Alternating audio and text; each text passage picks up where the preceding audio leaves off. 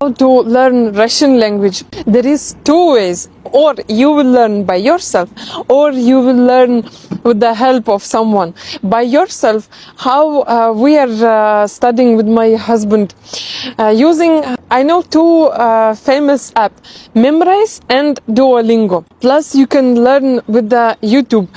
I'm sure there is many Russian language courses for free.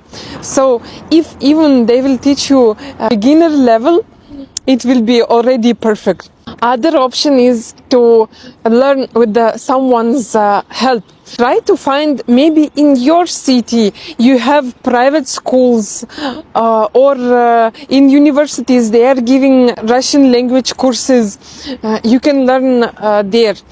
Or you can come to Russia. There is 1 year course before studying in university. They will teach you Russian language. It's a must.